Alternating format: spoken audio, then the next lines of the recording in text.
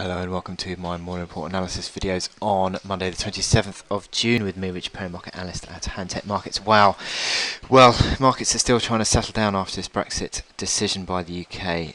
Just incredible volatility that we've seen in the last couple of days of trading, and it sort of is beginning to settle down to a certain extent. But I think sterling assets remain sort of the key sort of movers, you could say. So, I mean, sterling, for example, down another 2%, back lower this morning. Although the rest of the forex markets are relatively stable, certainly the sterling is the big underperformer, and also FTSE is the underperformer on the equity markets.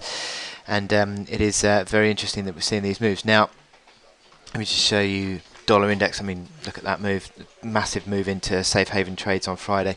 That included the dollar, obviously. The yen was also a big outperformer on Friday as well, and I mean that can be reflected in treasury yields as well, sharply lower, and again down a lot today, sort of trading below all those February lows on both the 2-year and the 10-year once more.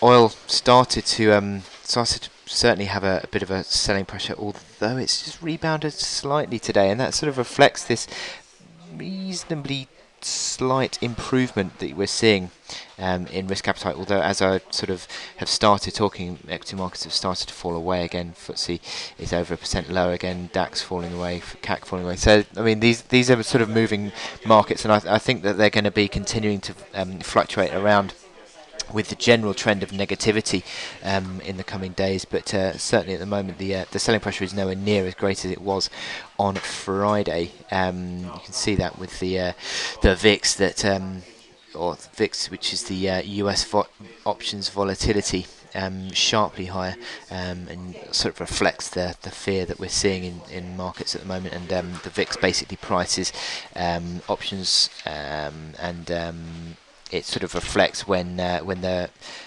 market goes to massive safe haven flows.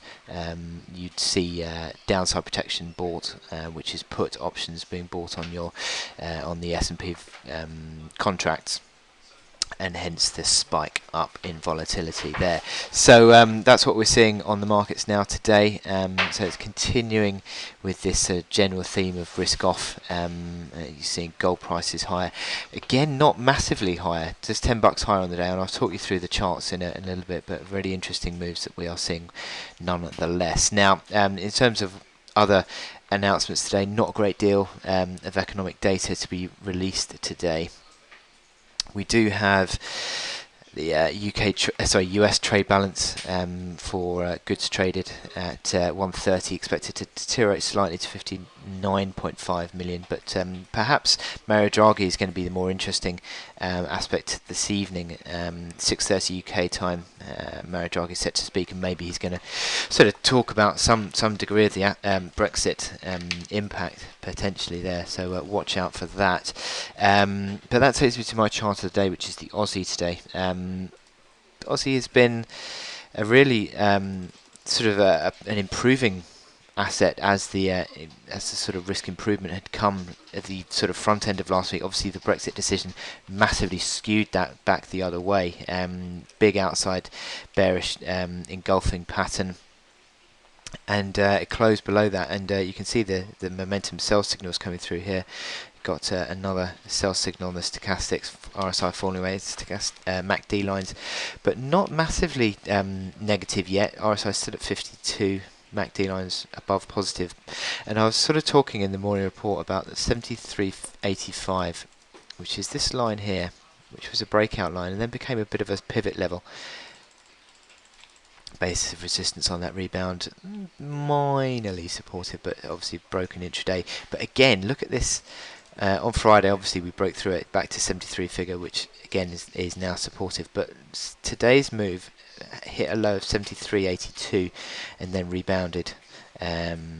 So that is a level clearly the market is still looking at. And I think that if we broke 73.85 today on a closing basis, that would put 73 figure under pressure, and 73 under figure is again a marginal sort of pivot line, having been some supportive in May, resistance supportive again on Friday. So 73 figure is an important level to watch out for as well. If we lost that, but this little minor intraday rebound is relatively positive actually. You can see it on the hourly chart. Huge sell-off on Friday.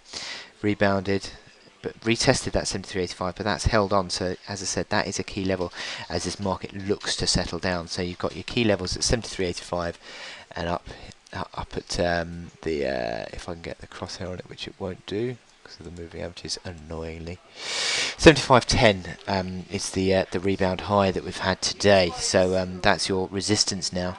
So you've got a bit of it's basically trading within the middle of that now, isn't it? So it's still, the market is still looking to settle down, but certainly you'd say that a move but back below 73.85 would put the pressure back on the downside once more, and these momentum sell signals don't really bode all that well for the bulls. But yeah, it'll be interesting to see how this one pans out. But I wish you good luck in your trading today on Aussie, and I'll speak to you later. Thank you.